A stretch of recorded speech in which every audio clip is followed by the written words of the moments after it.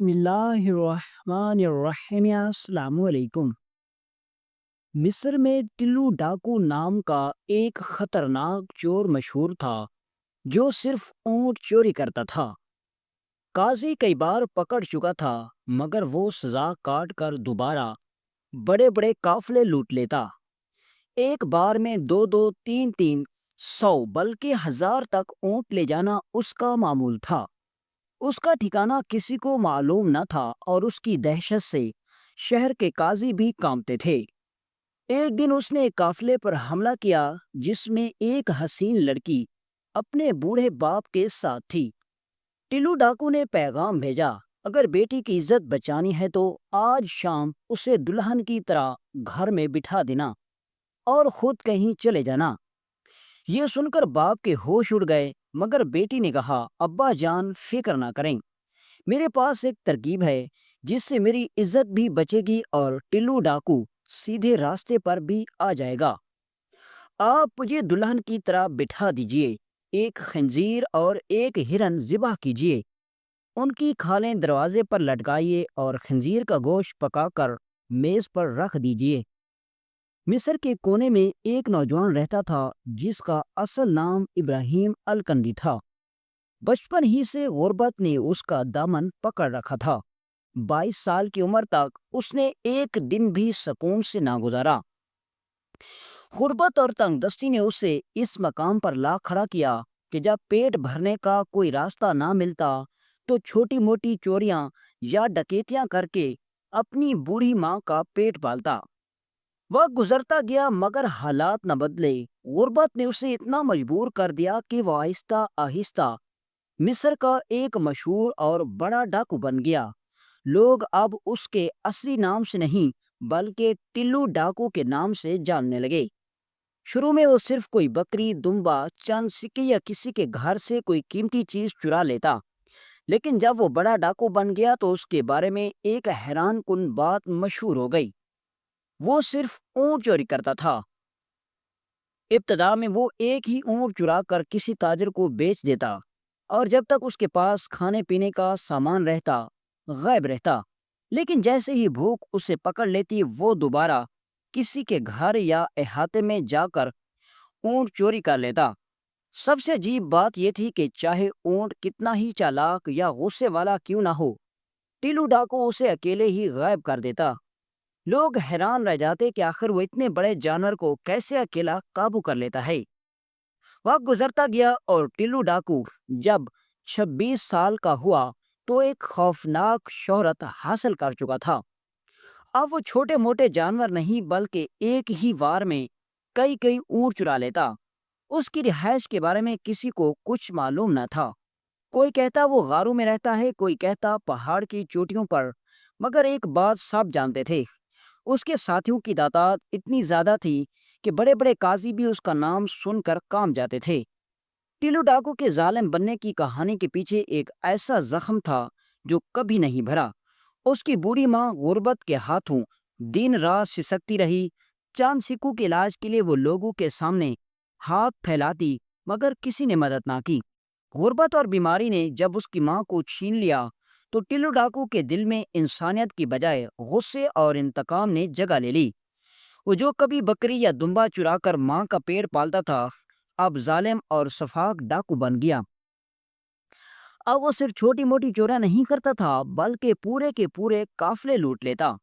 اسے پرواہ نہ تھی کہ شکار غریب ہے یا امیر، بڑا تاجر ہے یا عام مسافر۔ جہاں بھی حملہ کرتا ایک اونٹ بھی نہ چھوڑتا۔ اونٹوں کے ریوڑ کی ریوڑ ایسے غائب کرتا کہ لگتا جیسے انہیں کندھوں پر اٹھا کر لے گیا ہو۔ حیرت کی بات یہ تھی کہ اونٹوں کے قدموں کے نشانات تک نہیں ملتے تھے اور بڑے بڑے ماہر لوگ بھی یہ راز نہ سمجھ سکے کہ وہ یہ سب کیسے کر لیتا ہے۔ وقت گزرتا گیا اور ٹلو ڈاکو کا نام خوف کی علامت بن گیا۔ یہ جنگ کا زمانہ تھا۔ سلطان صلاح الدین ایوبی سرحدوں پر مصروف تھے اور شہر کے قاضی اسے پکڑنے میں بار بار ناکام ہو رہے تھے۔ ایک دن ٹلو ڈاکو نے ایک بہت بڑے قافلے پر حملہ کیا۔ اس قافلے میں تقریباً 300 اونٹ تھے جن پر قیمتی سامان لدا ہوا تھا۔ ٹلو ڈاکو اور اس کے ساتھیوں نے قافلے کو گھیر کر تمام اونٹ اپنی تحویل میں لے لیے۔ مگر مسافروں کو کچھ نہ کہا۔ اسی دوران ٹیلو ڈاکو کی نظر قافلے میں موجود ایک لڑکی پر پڑی جو اپنے بوڑھے باپ کے ساتھ تھی۔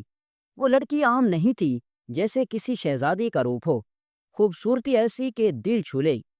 ٹلو ڈاکو نے زندگی میں بہت سی عورتیں دیکھی تھی، مگر ایسی حسین صورت اس نے کبھی نہ دیکھی تھی۔ حیرت انگیز طور پر اس نے اسے زبردستی اٹھانے کی بجائے اس کے باپ کو ایک پیغام بھیجا۔ چٹھی میں لکھا تھا، اے بوڑھے انسان، آج شام اپنی بیٹی کو دلہن کی طرح تیار کر کے اپنے گھر میں بٹھا دینا اور خود کہیں چلے جانا۔ میں آؤں گا، اس کے ساتھ چند لمحے گزار کر چلا جاؤں گا۔ نہ کسی کو کانوں کان خبر ہوگی، نہ تیری عزت پر آنچ آئے گی، اور میری خواہش بھی پوری ہو جائے گی۔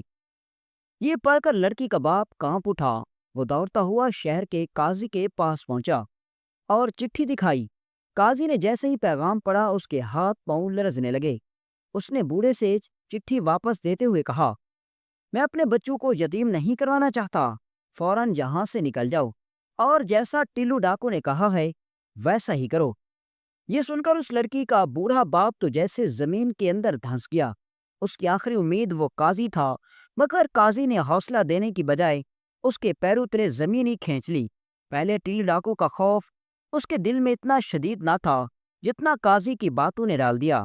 کانپتے ہاتھ، لرزتے گھٹنے اور خشک ہونٹ لیے وہ گھر واپس لوٹا۔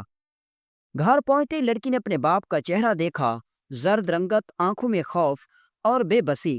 اس نے دھیرے سے کہا، بابا جان، آپ پریشان نہ ہوں، مجھے معلوم تھا کہ کوئی ہماری مدد نہیں کرے گا، بس اگر کوئی ہماری مدد کرے گا تو وہ صرف اللہ کی ذات ہے۔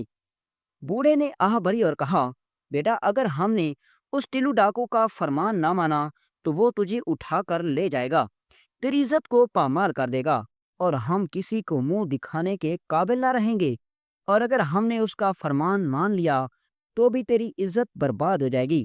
میں یہ بوجھ لے کر کیسے جیوں گا؟ یہ سن کر لڑکی نے مضبوط لہجے میں کہا، بابا، میرے پاس ایک ترکیب ہے، اگر آپ اس پر عمل کریں تو میں اسے ایسا سبق سکھاؤں گا کہ وہ سیدھے راستے پر آ جائے گا۔ بوڑھا حیرت سے بولا، بیٹا، وہ ٹیلو ڈاکو جس نے کئی معصوموں کو قتل کیا، بے شمار قافلے لوٹے، کئی گھروں کو چراغ گل کر دیے، جس کے نام سے شہر کے قاضی تک کانپتے ہیں، تم اسے سیدھے راستے پر لا سکتی ہو کیا؟ لڑکی نے پورا اعتماد انداز میں کہا، جی ہاں بابا جان، بس آپ جیسا میں کہتی ہوں ویسا کریں۔ آپ جنگل جائیں اور ایک خنزیر اور ایک ہرن کا شکار کر کے لائیں۔ بوڑھا اور زیادہ حیران ہوا۔ بوڑھا، بیٹا، یہ تم کیا کہہ رہی ہو؟ ایک ہرن اور ایک خنزیر کا اس ظالم ڈاکو سے کیا تعلق ہے؟ مجھے تمہاری کسی بات کی سمجھ نہیں آ رہی۔ لڑکی نے اطمینان سے کہا، بابا، آپ ابھی نہ پوچھیں، بس ویسا کریں جیسا میں کہہ رہی ہوں۔ بوڑھے کے پاس اور کوئی راستہ نہ تھا۔ اس نے خاموشی سے ایک پرانا خنجر اٹھایا اور جنگل کی راہ لی۔ قدم باری تھے، دل میں شکوک و شبہات کا طوفان تھا۔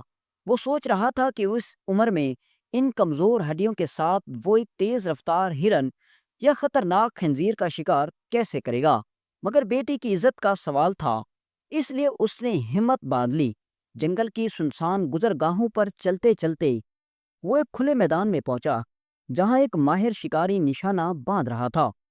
بوڑھے نے اسے دیکھا تو آنکھوں میں نمی بھر آئی۔ شکاری نے تیر کمان ایک طرف رکھ کر آگے بڑھا اور نرمی سے پوچھا، حضور، آپ پریشان لگ رہے ہیں اور یہ بھی لگتا ہے کہ آپ شکار کے لیے آئے ہیں، لیکن آپ کیسے ایک ہرن جیسے تیز جانور یا ایک خنزیر جیسے خطرناک جانور کے پیچھے بھاگ سکیں گے؟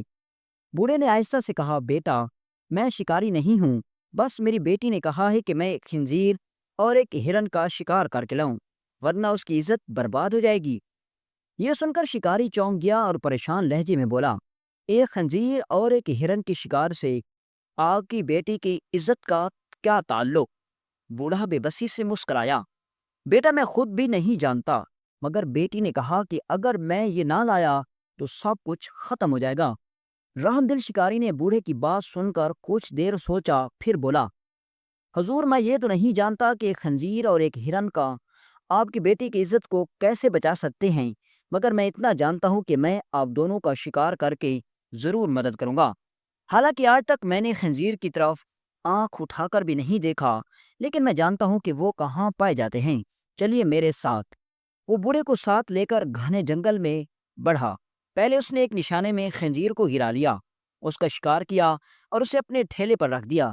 پھر ایک ہرن کا پیچھا کر کے کمان کا تیر چلا کر اسے بھی شکار کر لیا۔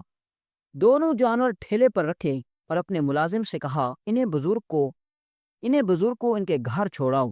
بوڑھا دونوں جانوروں کے ساتھ گھر لوٹا۔ بیٹی کو دیکھ کر بولا، بیٹا یہ دونوں جانور آ گئے ہیں، اب بتاؤ کیا کرنا ہے؟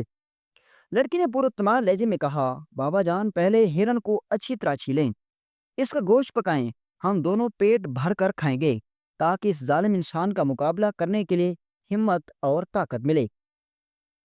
بوڑھے نے ایسا ہی کیا۔ ہرن کا گوشت پکایا، خوشبو جھونپڑی میں پھیل گئی۔ دونوں باپ بیٹی نے مزے سے کھایا۔ پھر بوڑھے نے پوچھا، بیٹا اب اس خنزیر کا کیا کرنا ہے؟ لڑکی مسکرائی اور بولی، بابا اس خنزیر کا گوشت کتوں کے آگے ڈال دو، کھال اتار کر رکھ لو۔ ہرن کا جو گوشت بچ گیا ہے وہ ایک تھالی میں ڈال کر کمرے میں رکھ دو، اور دونوں کھالیں ہرن کی بھی اور خنزیر کی بھی دروازے پر لٹکا دو۔ بوڑھا حیرت زدہ تھا، بیٹا یہ سب کیا ہو رہا ہے؟ مجھے کچھ سمجھ نہیں آ رہا۔ لڑکی نے نرمی سے کہا، بابا ابھی نہ پوچھیں، بس ویسا کریں جیسا میں کہہ رہی ہوں۔ بوڑھے نے سب کچھ ویسا ہی کیا۔ کھالیں دروازے پر لٹک گئیں، گوشت کمرے میں رکھا گیا اور لڑکی دلہن کی طرح سجی سنوری بیٹھ گئی۔ سورج غروب ہونے کے بعد بوڑھا گھوڑے پر سوار ہو کر جھونپڑی سے نکل گیا۔ جاتے وقت بیٹی کے سر پر ہاتھ رکھ کر بولا، میں تجھے اللہ کے حوالے کرتا ہوں، دعا کرتا ہوں کہ وہ تمہیں ہمت اور طاقت دے تاکہ تم اس ظالم کا مقابلہ کر سکو۔ اندھیرا چھانے لگا تو دور سے گھوڑے کے ٹاپو کی آواز آئی۔ جیسے ہی گھوڑا جھونپڑی کے دروازے پر آ کر رکا، دھول کا بادل اٹھا۔ اترنے والا کوئی عام شخص نہیں بلکہ بدنام زمانہ ٹلو ڈاکو تھا۔ وہ جھونپڑی کے دروازے پر پہنچا اور ایک دم رک گیا۔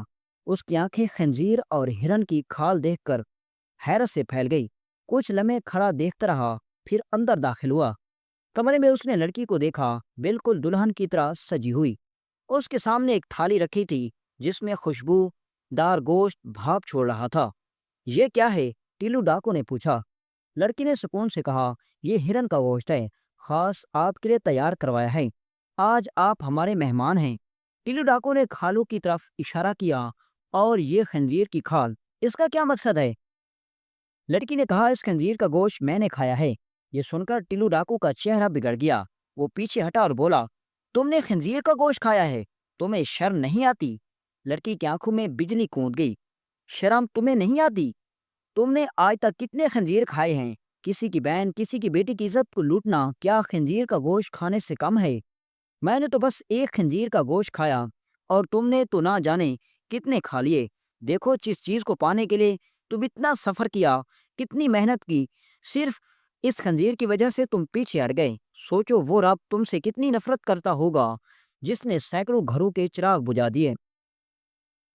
یہ الفاظ تیر کی طرح ٹلو ڈاکو کے دل میں پیوست ہو گئے۔ اس کی ٹانگیں لرزنے لگیں، آنکھوں سے آنسو بہہ نکلے۔ گھٹنوں کے بل زمین پر گر کر بولا، مجھے آج تک سمجھ نہیں آیا کہ میں کیا کرتا رہا ہوں۔ آج تک کسی نے مجھے سیدھا راستہ نہیں دکھایا، تم نے میری آنکھیں کھول دیں۔ اس نے سجدہ کیا، اللہ سے معافی مانگی، پھر اٹھ کر لڑکی کے سر پر ہاتھ رکھا۔ آج سے تم میری بہن ہو، تمہاری نہیں بلکہ کسی بھی بہن کی طرف بری نظر اٹھانے والا سب سے پہلے میرا دشمن ہوگا۔ یوں اس لڑکی کے عقل مندی اور حوصلے سے وہ شفاق ٹلو ڈاکو سیدھے راستے پر آ گیا اور وہاں سے ہمیشہ کے لیے بدل کر رخصت ہو گیا۔